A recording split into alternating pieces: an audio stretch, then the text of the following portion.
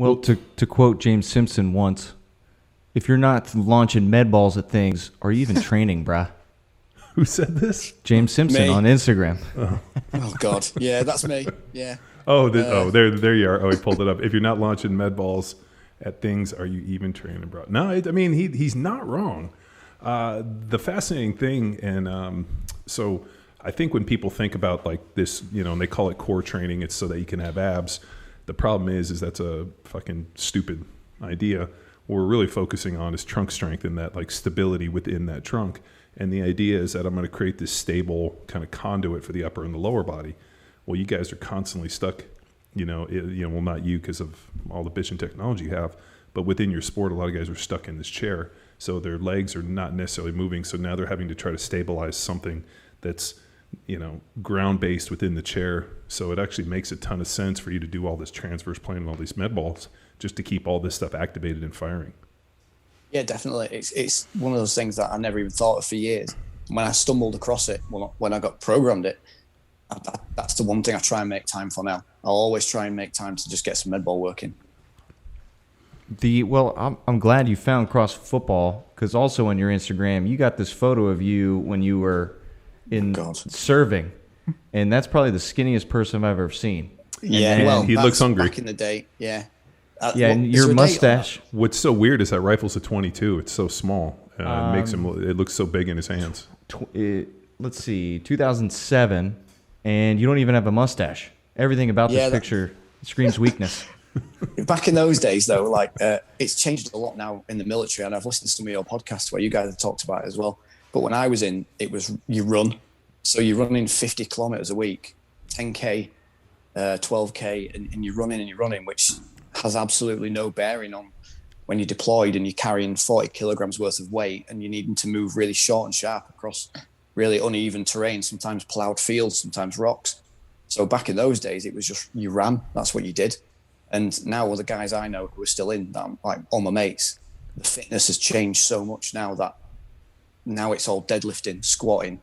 Nobody runs more than 2 miles, and you run fast and you sprint. And back when I was in, it was just that you ran and you did some body weight exercises. When now the guys who are serving, it's like fitness has totally changed in the military. They're making you more ready for what you're actually going to have to endure in a battle, not just running around camp with your trainers.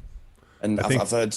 I think the definition of fitness has changed. I think there was this idea that like when people think of fit, they think of like the triathlete, or they think about somebody who can run a marathon, and that was kind of the paradigm. And we've seen this huge paradigm shift to now fitness is very personal.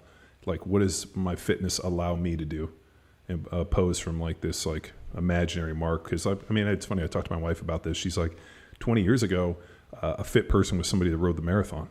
Mm-hmm. Now you see somebody who looks like they, who runs marathons, and you're like, they just look emaciated and hungry.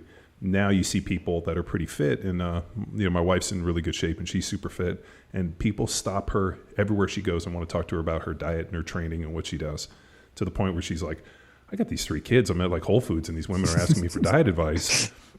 And it just comes, and their whole thing. And it's funny when they ask her what she does, she's like, I lift weights, heavy weights every day.